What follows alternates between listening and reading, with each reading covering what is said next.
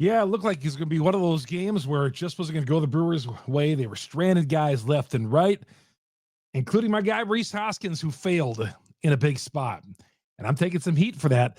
We'll get to all that coming up next here on this edition of Locked On Brewers.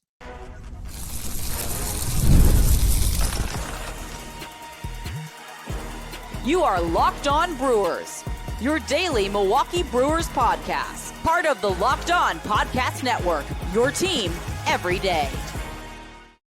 Yeah, it was one of those classic Brewer games where we've seen this before.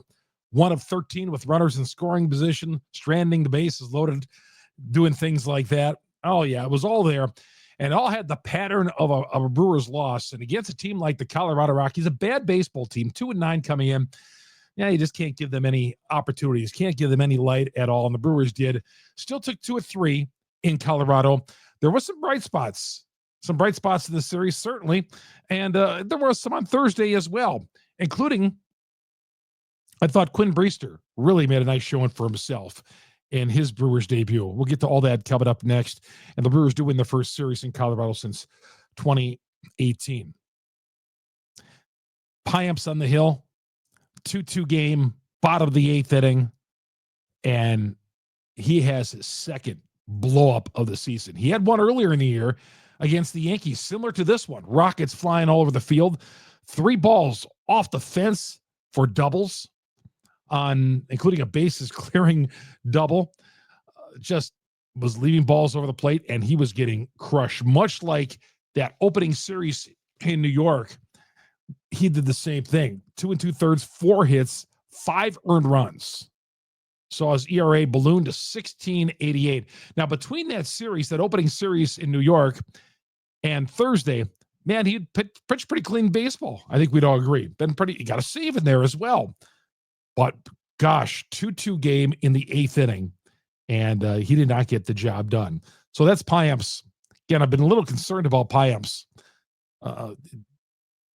going into this season. I do not have the faith in Piamps like I did 2 seasons ago. I thought maybe he had closer stuff, and he has closed from time to time. But what he did on Thursday doesn't give me any renewed interest in pitching in tight spots. Again, just leaving balls over the plate. Runners in scoring position. I mentioned 1 for 13. Gosh, the 4th inning, they came as close to scoring in baseball as you could possibly come, right? Bases loaded, 3-0 count, nobody out to Ortiz. What's the probability of not scoring a run that inning, right? I mean, if you were going to say, lay a line on the Brewers scoring a run, bases loaded, nobody out, a 3-0 count at the plate, you would say that line was probably a minus 750, I would guess, right? Ortiz ends up crushing a ball at third base. That's a line out. And I don't care. It was 108 miles an hour, but bottom line, it was an out. And the next 2 batters, Dunn and Hoskins, we're going to get to both of those guys a little bit later on in the podcast, strike out to end the inning. So the Brewers come away empty there. And then the 8th inning. Man, I thought the 8th inning, down 2-1, as the Rockies took the lead in the bottom of the 7th inning, down 2-1. You got the bases loaded. Ike Collins in a pinch hitting role for Garrett Mitchell, wraps into a double play. And to me, that's not productive at all. I'm thinking on the road at all, unless you're going to win a game by scoring a run that way. That's the game-winning run. But I think that just took him right out of a big inning. Brought home the tying run. But a double play, first ball swinging, that's a bad at bat, in my opinion. That's not getting the job done. Not my opinion. I don't know. Some of you guys might feel a little differently about that, but bases loaded, nobody out, first ball swinging, double play. Rockies will gladly take that. Rockies were playing for the double play, and they'll gladly take that. And then Rhys Hoskins struck out. I think in the 4th inning, I said Hoskins struck out the ending. That was actually Haas who struck out. Hoskins struck out in the 8th inning. And he's just been terrible. And then the explosion for the Rockies in the bottom half of the 8th inning.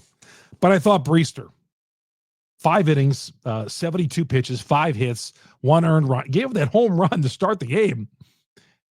And we're all thinking, oh no. But I thought for a first time out there, I thought he did a heck of a job. I'll take that. To me, he's earned another start, but do we have any choice at this point with all the starting pitchers that are down? But at least you feel a little bit better about Priester. Now, what's going to happen here is, I've always said, opposing teams are going to get a little more film on him, okay? The new Quinn Priester, and they're going to get some film on him, and we'll see how they attack him. He'll make his, and there's no reason to think that he's not going to make a scheduled start, but he'll probably be next weekend when the Brewers are back home at AmFam Field. They got the Tigers next week. So we'll see. We'll just see what Pat Murphy is thinking, but I would guess that Priester is going to make a start. But a loss, again, I'll take 2 or 3 in Colorado. I have no problem with that. Take it 2 or 3. You just like to get every win possible, right? And this one, I thought they left it on that game Thursday on the table, but they've done that before. Brewers could have moved into a first-place tie with the Cubs, right? Now they're a game behind Chicago. Cubs did not play. Cubs have a road trip this weekend in Los Angeles against the Dodgers, and we hope the Dodgers, the one time we're cheering for the Dodgers, right? Hopefully the Dodgers can take care of business against the Cubs this weekend. All right, we come back. We're going to get to it. The big elephant in the room. I've been taking a lot of heat about defending Rhys Hoskins for the last year and now 13 games. Had a huge spring training, but he is not delivering at all. We'll get to all that coming up next here on Locked On Brewers. Locked On Brewers, part of Locked On Podcast Network. We are your team every day. Good to have you along, everybody, here on Locked On Brewers. This episode is brought to you by Supply House. You guys in this neighborhood loading up their trucks in the morning, and I know where they're headed out, 4 or 5 o'clock in the morning. They're heading out to make our country what it is, operational. You know, these guys are the backbone of our country. The guys who are in the plumbing, HVAC, electrical work, guys who make this country go. And Supply House, if you're one of those guys, they're there to help you. Supply House, a reliable way to order products online, easy to use website, complete inventory, over 200,000 parts, over 400 plus top brands. You'll find exactly what you need, delivered fast from coast to coast. They deliver everywhere. Supply House. They offer expert support and the industry-leading service. You're always going to talk to a real professional. If you need some help on the phone, you get on the blower there, and they're going to really help you out with all their trade pros. You're a trade pro, and you're going to talk to somebody on the other line who's an expert as well.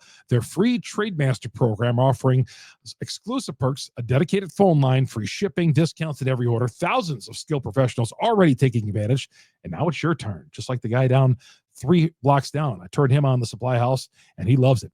Join the Trade Master program today, supplyhouse.com/TM, and start ordering plumbing, HVAC, electrical supplies with just a few clicks. Again, use that promo code SH5 for 5% off your first order. That's supplyhouse.com. Chuck Freeman here on Locked On Brewers, part of the Locked On Podcast Network. We are your team every day. By the way, thanks for joining in here on a late Thursday night, early Friday morning. If you're listening to us on the audio platforms, wherever you get your audio platform, Google, Spotify, Apple, there's a million out there. Locked On Brewers is on all of them. Please hit the subscribe button on all those alerts. It'll drop you alert you every time we drop an episode here on Locked On Brewers. And of course, if you're on the audio platform, go to our growing YouTube page. Our YouTube page, we're pushing towards 5,000 views. Love to have you along on that. Hit the subscribe. Search us on Locked On Brewers. Hit the subscribe button. Hit the bell. That'll alert you every time we drop an episode here on Locked On Brewers. Love to have you subscribe on our YouTube and welcome you in to our Locked On Brewers studio with all my stuff in the background there. Somebody asked me, put a message on the other day, and you can put messages on YouTube or you can DM me as well, Chuck Freeman on Twitter, Chuck FREIMUND. Somebody asked me if we would do a tour of all the Brewers memorabilia in my studio, because I have some that you see when I do shorts. There's another part of the studio that I go to here. But yeah, we'll do that one day. Maybe on an off day, we'll do a little studio tour of Brewers memorabilia, because I have a lot of stuff, you see some of the stuff and my Brewer credentials and all that. And I've been covering games since I was 14 years old. that's another story for another day. But been up in that press box a long, long time, and I can still cover them on a regular basis. Well, Rhys Hoskins, I do want to see him out there at first base on a regular basis. I do not like to see Jake Bauers splitting time with Hoskins. Jake Bauers, I'm not burying the lead here, but for a second, Jake Bauers, other than playing great defense, made a nice play at first base on Thursday. Jake Bauers should not be splitting time with Hoskins. Now, Hoskins can't back up that argument with me at all right now because he has just been terrible. 5 for 31. He's batting 161, strikeout, including a strikeout on in a big spot in the 8th inning on Thursday. But he had that big spring training. He hit the 6 home runs, and people say, why are you defending Rhys Hoskins? And I come down on the third base spot, but I don't come down on the first base spot. Hoskins, to me, is a proven veteran. Okay. Capra and Dunn aren't proven veterans at third base, but Hoskins is a proven veteran. We know he can play. We know he's a good hitter. I mean, he's making $18 million for a reason with these guys. He got $18 million because he's a good player, but he has not been good this year so far. And last year you could argue the same thing, even though he had 26, 27 home runs, but he batted .214. And I thought another year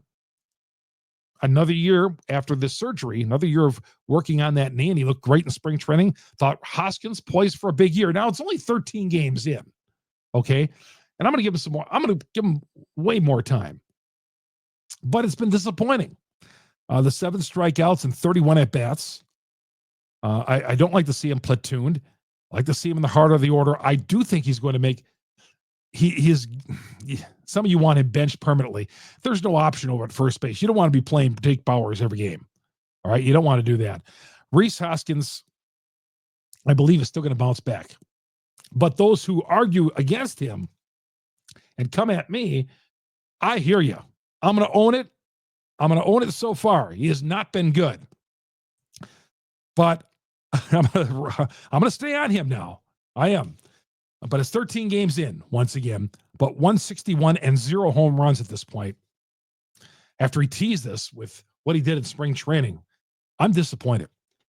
Disappointed with Hoskins. So, yeah, I'm giving him a little bit more leeway because I know there's a past with him, a very good past with him. Now, the Brewers, on the other hand, at their third base spot, they're playing Oliver Dunn and Vinny Capra. And I'm not going to come down on those two guys because I know how good those two guys are. Those guys are not proven veterans. All right. And the Brewers neglected that third base spot this year in the offseason. You got Capra, who had the 6 home runs. Again, he put up the big numbers in spring training. 6 home runs, spring training. So far, he's 3 for 23, 1 home run. He hit it in that opening series against the Yankees. He's batting 125. 125. Oliver Dunn, who had a base hit double on Thursday, he's up to 182. So between Capra and Dunn, you got 182 and 125. Monasterio, I threw this out there yesterday. I said I wanted Monasterio up. Not that I think Andrew Monasterio is Mike Schmidt over at third base, okay? And for those of you who don't know who Mike Schmidt is, the former Philadelphia Philly, Google him. He was one of the all-time great third basemen in baseball history. So it's not that I want Monasterio. I believe he's Mike Schmidt, but he's probably a better option. I want to try somebody else at third base. And I know it's only 13 games in, but I wanted Monasterio on this team to begin with. Again, not that I think he's going to come in and tear it up. I love Monasterio as a utility guy in this team, not as an everyday third baseman. But right now, we're seeing that the Brewers neglected third base. Okay. Brewers are 7-6. I'm happy where they are right now, considering they got off to an 0-4 start. And they've won 7 of their last 9 with the loss on Thursday. But I still think the Brewers can do better. And they need better at third base long term. But I'm just addressing this third base spot again because I threw this out there yesterday, and some of you are like, whoa, Monasterio. You see what he's hitting down in the minors? I get that. But I don't think Capra and Oliver Dunn, and I'm hoping by June, I'm not talking this way, certainly by July, but they are not. I knew they weren't going to be the answer. 13 games in, again, the reason why I don't come down, I'm not coming down on Dunn and Capra. Again, this is on the organization for going with these two at third base. Bad option. Hoskins, he's got to turn it around. Or I'm going to start getting at him even more. Maybe a couple of times a week, depending. Can't be stranded, guys. I mean, you just knew that strikeout was coming Thursday. I didn't feel good about that at bat at all. So that's why I want Monasterio up. Not that I think that, again, he's so much greater than Dunn or Capra, but I think he is a better option. One other thing. I saw this on Twitter. God, I hate when some of this national media tries poaching players off our teams in Wisconsin. You know, they can just come right in and pick our guys. I hate it. Kerry Miller from the Bleacher Report says the Boston Red Sox desperately need catching. They need catching. They need a good catcher. He floated the idea of trading for William Contreras. I can tell you, Mr. Miller, William Contreras isn't being traded. He's not even if the Brewers fell apart and they were not in the pennant race come July, they are not trading William Contreras. Under 2 years control, sorry, you're not going to come in here and take away Contreras from us. I don't even know how I would float out that idea. Kerry Miller, yeah. William Contreras is in Milwaukee. Hello, the Brewers are in second place, figuring on contending. Why would you even think about floating an idea out to fans in Boston that, well, William Contreras, he's not available. Not nearly. That's a joke. If you went to Matt Arnold and said, Matt, there's a report, Kerry Miller from the Bleacher Report says that the Red Sox looking for catcher help, and maybe Milwaukee might want to part with William Contreras. He'd look at you cross-eyed, probably, like he had two heads. No, William Contreras to Boston, please. Get these national guys just like to come in and pick our team apart like we're nobody here, right? We'll take this guy. Hello, Kerry Miller, the Bleacher Report. No, William Contreras isn't being traded. He's under control for a couple of seasons, and he's not getting traded. Hopefully, eventually signs a long-term contract here. He is starting to get on fire again, by the way. I like the way his approaches at the plate this weekend. I wrote what he did at the plate, and I cannot find it. He's 4 of 11, 2 home runs. He's up to 167. He's raised his batting average a little bit. And how could it not go up? He was just off to such a horrendous start. But William Contreras is going to be there when it's all said and done. When we come back, we will talk about this Arizona series coming up. Another huge series. Brewers already got their first road series win. Got swept in New York earlier this season. First extended road trip, 2-city road trip of Colorado and Arizona. They take 2 of 3 in Colorado. What about this Arizona Diamondbacks team? We'll get to that coming up next. They're pitching and seeing an old friend this weekend. The Brewers are. All that coming up next here on Locked On Brewers. Thanks for making us your first listen to every day here on Locked On Brewers, part of Locked On Podcast Network. We're going to take a drink real quick here. Of course, I rushed trying to get a drink here and spilled it all over my shirt. But, yeah, thanks for making us your first listen to every day. We have a lot of people overseas who I found out here in the last several months that watches overseas. So I dropped this podcast overnight, like daytime over there, and they're much appreciated. So I always try to drop it at least in the middle of the night. And some of you guys, I had a guy who works an all-night shift in a factory, listens to our podcast, looks forward to it when it drops. Appreciate that as well, man. Appreciate all you guys. You guys have made us the #1 Brewers podcast on the internet. because of that stuff right there. That's passionate stuff right there, and I appreciate it. And of course, like I always say, anytime you see me at the ballpark, please stay hello. And we'll be seeing you next week for that Detroit and Oakland series. I'll be there for all those games. Arizona preview. The Brewers right now have a TBA listed for Friday. Now, if you heard the broadcast on Friday, there's rumblings that Quintana could be making his first start. Quintana, who the Brewers signed in spring training, has been ramping up, and there's some feeling that maybe he was supposed to start. Now, a good sign for that is that Elvin Rodriguez was supposed to start on Friday. So he gets into the game on Thursday out of the bullpen there in the ninth inning. So that tells me if Rodriguez is bullpenning it on Thursday and pitching on Friday, I would think. Please let that be the reason why, because I don't know if I could take another Elvin Rodriguez start.